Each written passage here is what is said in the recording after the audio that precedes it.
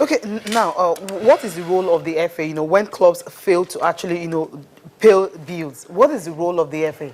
Like Taraba, for instance, now, I mean, everyone has been saying the states cannot own a club, so many sanctions should come upon them because of, the disgrace, so to speak, that you actually give to the federation. No, we rely on the LNC to advise us. Okay, so the FA doesn't have a role to No, no, play in relation to sanctions and all that. we are like the general superintendent. Okay. Yeah, we rely on advice from the league management company, and they are very competent to do that. So you can't do your job, and you should know everything that we do is based on the statutes, and that's our Bible. Okay. If you look at the statute, you know the role. The statutes everywhere. You know the role of the federation. Our oversight function can be, yes, what is going on? We can mediate. Like what I'm doing now is oversight. Trying to talk to the chairman of the governors forum, trying to talk to the governor, trying to talk to other people that are well-meaning from Taraba State. That's purely oversight, but nothing compelling. Mr. Pinnick, where is Coach Sonny Olise? Well, listen, any human being can break down, and he's not supposed to be subject for discussion. I talk to Sunday very regularly. He's not feeling too well, and he's going through a therapy. Nothing to worry about, I can assure you, nothing to worry about. He just needs an appreciable level of rest and trying to finish his therapy. Then he will come back. Sunday talks to me every day, and he's very, very excited about the job. But you see, I mean, I'm different. I 3 a.m., I slept 3 a.m. More than woke up, I'm here. So, I mean, everybody have their own body metabolism and how the body operates with the outside climb. So, but that's the truth. I can assure you, he's very well, he's sound, but he's going through some level of medication. I believe. Yeah, because we are looking at it. By today, I'm going to get the communication. I talked to his doctors. Okay. I've gone beyond talking to him. So, but Olise, you should understand him. Olise is a professional. Yeah. He is a professional. He doesn't do what he's not supposed to do. He does everything professionally. Even from there, he's still trying to reach out. Even like I told him, if the doctor says this, abide by the. Listen, we don't want to lose you, Olise. You whether you like it or whether you are the Super Eagles coach or not, you are a Nigerian legend. Yeah. You scored one of the best goals in any of the World Cups. So it's very, very key to us. So you should watch over his health, and that's why you have assistants. If, for example, if I'm not functioning, you have Shea Akwim, who is very competent. Yeah. If Shea is not functioning, you have Shea Odiko. If Shea Odiko is not functioning, you have a Brian Gusso. We have the line, and that is the line we told. Nigerians should learn to know that when you have a vice president, the second vice president, it goes down the line. Everybody's competent. Anybody would have been president, Okay, now, if I can go back to the Super Falcons, I'm sorry to go back to that. The reason I'm going back to that because you talked about the fact that a company was supposed to actually, build of the coach and all that. No, that is actually on hold right now. Yeah. We know we have the African Women Championship next year, and they still don't have a coach. Are you going to, look for another means to actually get one? One thing you realize now is that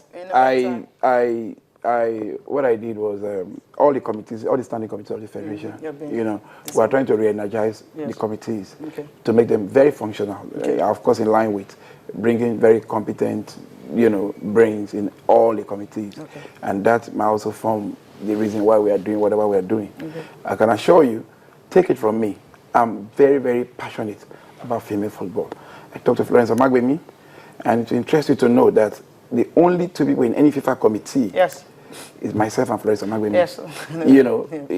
Only two Nigerians, So we talk all the time, gamefully.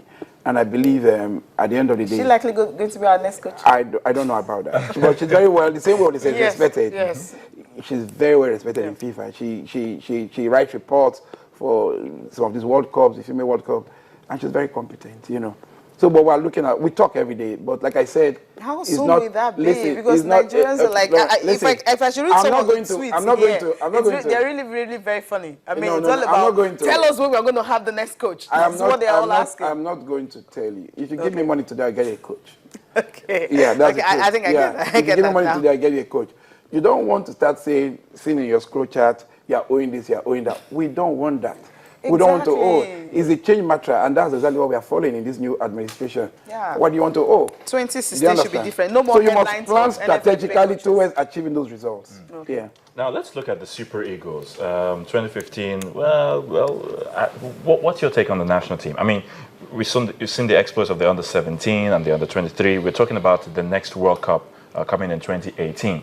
Already some people are saying that, look, if Nigeria really wants to make progress at that World Cup, we need to start from the youth grade teams and see how we can push some of these young guys into the national team. Who knows? Who says we can't win the World Cup in 2018?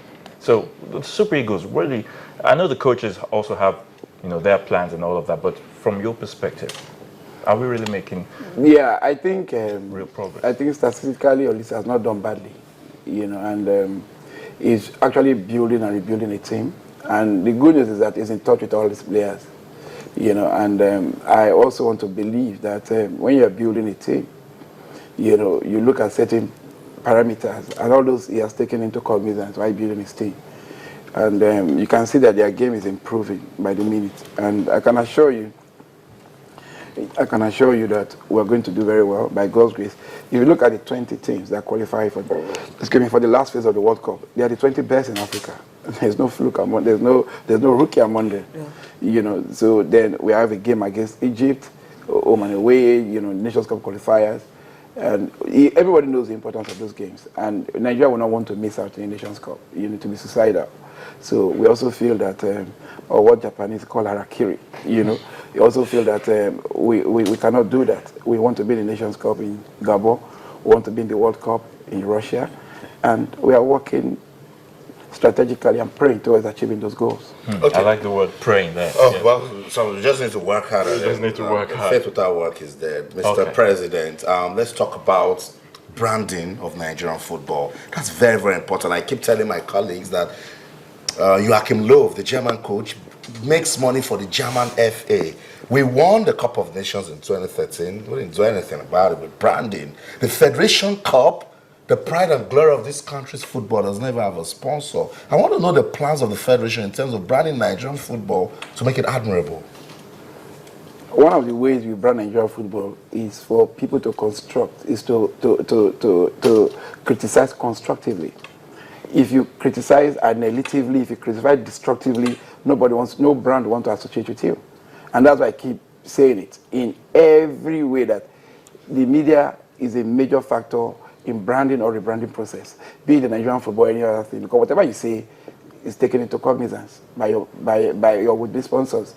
And so one of the things we discussed up to this morning is that why is there so much instability? Just why we feel that there's peace in Nigerian football, crisis will come out again. Why, So nobody wants to hear that. So you guys here must help us. At least Okonakman, Ayotunde and Messi, you know that we are sincere, this current leadership. And you know that we are driven only by passion. So based on the fact that you know that, and you have access to us, when you hear things that are, those are the things that, like I keep saying it, my colleague, the chairman of English FA, he says it all the time, that if you see newspaper publication, it's not as if they don't criticize them, but it's based more on advisory. Let me ask you one question. England, they have the richest football culture in the world. Football started in England 150 years ago with a club called Sheffield FC. But today, England, when was the last time they won any major championship? In 1966.